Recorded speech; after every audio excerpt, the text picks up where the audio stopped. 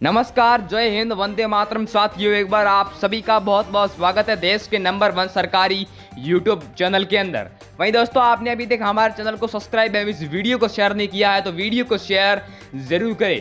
तेलंगाना विधानसभा चुनाव का बिगुल बज चुका है, जिसके अंदर एबीपी न्यूज टाइम्स नाउ फरोजी सट्टा बाजार ने तेलंगाना विधानसभा चुनाव की 119 सीटों का महा ओपिनियन पोल सर्वे जारी कर दिया है। इस ओपिनियन पोल के अनुसार किसकी बदल रही है सरकार, किसको हार का मुंह देखना पड़ेगा, इस वीडियो में देंगे हम आपको पूरी जानकारी, तो वीडियो को एंड तक जरूर देखें। तो टीआरएस पार्टी की बात करें तो 78 सीटें मिल रही है। ओपिनियन पोल के अनुसार कांग्रेस पार्टी को 32 सीटें और बीजेपी को 2 सीटों का आकलन होता हुआ दिखाई दे रहा है। वहीं दोस्तों, मैं आपको बता दूं कि चुनाव से पहले बीजेपी पार्टी के कई बड़े दिग्गज नेताओं ने बीजेपी पार्टी को इस्तीफा देकर कांग्रेस पार्टी का दामन थाम लिया। वहीं दोस्तों, कुछ वर्षों से बीआरएस पार्टी का राज तेलंगाना के अंदर है। क्या कांग्रेस पार्टी बीआरएस पार्टी को हरा पाएगी? क्या कांग्रेस पार्टी अपनी सत्ता स्थापित कर पाएगी? इस वीडियो में देंगे हम आपको पूरी जानकारी। वहीं दोस्तों, कर्नाटक में हुई कांग्रेस की बहुमत के साथ जिससे कांग्रेस के नेताओं का हौसला और भी बुलंद।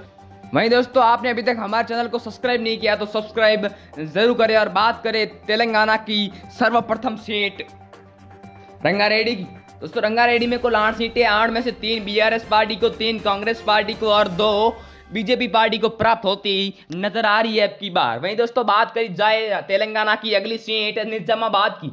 निजामाबाद में कुल 6 सीटें और सबसे बड़ा बहुमत कांग्रेस पार्टी को मिलता नजर आ रहा है। 3 सीटें, बीआरएस पार्टी को 2 सीटें और बीजेपी पार्टी को 1 सीट प्राप्त होती नजर आ रही है अब की बार। बात करी जाए मनसेसीएल की कुल 3 सीटों पर तो 3 में से 1 सीट बीआरएस पार्टी को, 2 सीट कांग्रेस पार्टी को और बीजेपी पार्टी का सुपड़ा साफ होता दिखाई दे रहा है, क्योंकि ओपिनियन पोल के अनुसार 0 सीट पर बैठी है बीजेपी पार्टी।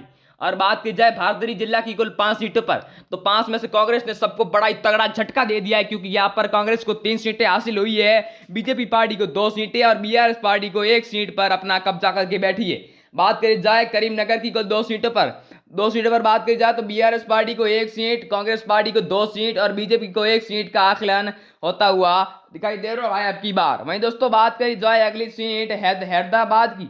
हैदराबाद में कुल 15 सीटें, 15 में से 7 बीआरएस पार्टी को, 6 कांग्रेस पार्टी को और 2 बीजेपी पार्टी को प्राप्त होते नजर आ रही है अब की बार। वहीं दोस्तों, बात करी जाए अगली सीट अलीदाबाद की तो अलीदाबाद में कुल 2 सीटें हैं, तो दोनों को समांतर सीटों का आकलन होता हुआ दिखाई दे रहा है, यानी बीआरएस पार्टी को 1 और कांग्रेस पार्टी को भी 1 सीट मिलती नजर आ रही है अब की बार। बात करी जाए महबूब नगरी की कुल 5 सीटों पर तो 5 में से बीआरएस पार्टी को 3 सीटें, कांग्रेस पार्टी को 2 सीटें और बीजेपी पार्टी को 0 सीटों का आकलन होता हुआ दिखाई दे रहा है अब की बार। वहीं दोस्तों, सिंदीपेट जिला की कुल 4 सीटों पर बात करी जाए तो 4 में से बीआरएस पार्टी को 2 सीटें, कांग्रेस पार्टी को 1 सीट और बीजेपी पार्टी को भी 1 सीट का आकलन होता हुआ दिखाई दे रहा है अब की बार। वहीं बात करी जाए जनगांव की कुल 3 सीटों पर तो 3 में से बीआरएस पार्टी को 2 सीटें, कांग्रेस पार्टी को 1 सीट और बीजेपी पार्टी को 0 सीटों का आकलन होता हुआ दिखाई दे रहा है अब की बार।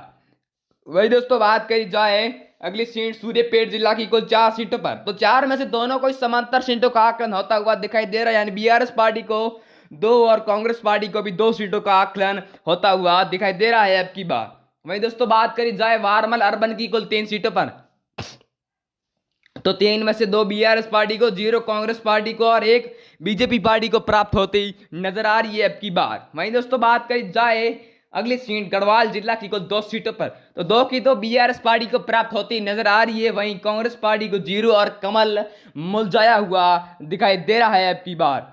वहीं दोस्तों, बात करी जाए अगली सीट भोगीर जिला की कुल 2 सीटों पर तो यहां पर फिर पिछली सीट की तरह बीआरएस पार्टी को 2 सीट, कांग्रेस पार्टी को 0 और अन्य के खाते में भी 0 सीट जाती नजर आ रही है अब की बार। बात करी जाए वारनापर्थी की कुल 1 सीट पर तो 1 सीट पर फिर अपनी सत्ता स्थापित करने के लिए बीआरएस पार्टी को 1 सीट, कांग्रेस पार्टी को 0 और बीजेपी के खाते में भी 0 सीटें जाती नजर आ रही है अब की बार। बात करी जाए कुम्हार जिला भीम की तो यहाँ पर कुल 2 सीटें और 1 कांग्रेस पार्टी को और 1 बीआरएस पार्टी। वहीं दोस्तों, कांग्रेस और बीआरएस टक्कर में चलती हुई दिखाई दे रही है अब की बार। वहीं दोस्तों, बात करी जाए अगली सीट कमरेडी की कुल 3 सीटों पर तो 3 में से बीआरएस पार्टी को 2 सीट, कांग्रेस पार्टी को 1 सीट और बीजेपी पार्टी को 0 सीटों का आकलन होता हुआ दिखाई दे रहा है अब की बार। वहीं दोस्तों, बात करी जाए अगली सीट नालगोड़ा की कुल 6 सीटों पर तो 6 में से बीआरएस पार्टी को सबसे महत्वपूर्ण 3 सीटें, कांग्रेस पार्टी को 2 सीटें और बीजेपी को 1 सीट हासिल होती